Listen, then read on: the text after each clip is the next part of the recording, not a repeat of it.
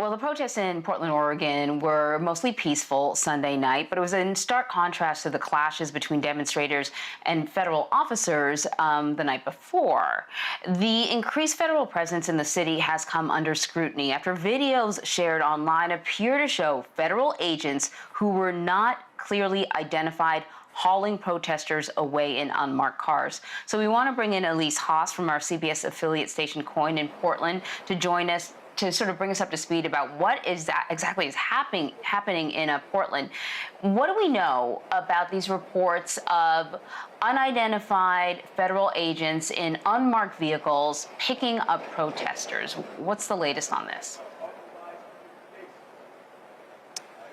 Anne-Marie, so this all started last Monday. I remember coming into work about 3:30 in the morning. That was the first time that I saw federal agents out in the streets in downtown Portland. And I also saw them sitting outside of vans. That's the same morning we were getting reports and those videos that you're referring to about federal agents in vans that were unmarked. And I would describe them as your typical family van. So very different than what we've ever seen before. And you can see them then quickly taking people into custody and then walking them to the vans and then driving off, not really saying much. So we haven't gotten any clear word about why this is a practice that they're using, but we do know that the U.S. Attorney for the District of Oregon, Billy Williams, has now asked the Department of Justice to investigate these practices. Meanwhile, the mayor of Portland, Ted Wheeler, has really condemned the federal agents even being here in Portland and has spoken out against these types of tactics of taking protesters into these unmarked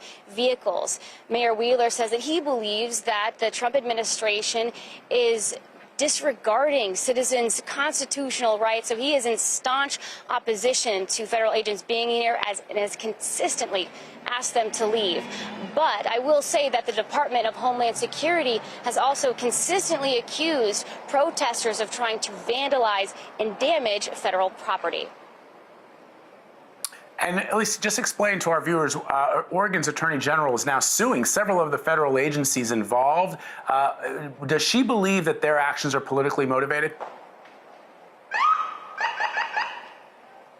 Yeah, so Vlad, the thing is, she just filed a lawsuit on Friday night, and this is basically filing a lawsuit against the federal agencies in Portland for the tactics that they are using against protesters. And in that lawsuit, she talks about them not having probable cause to detain and take them into custody.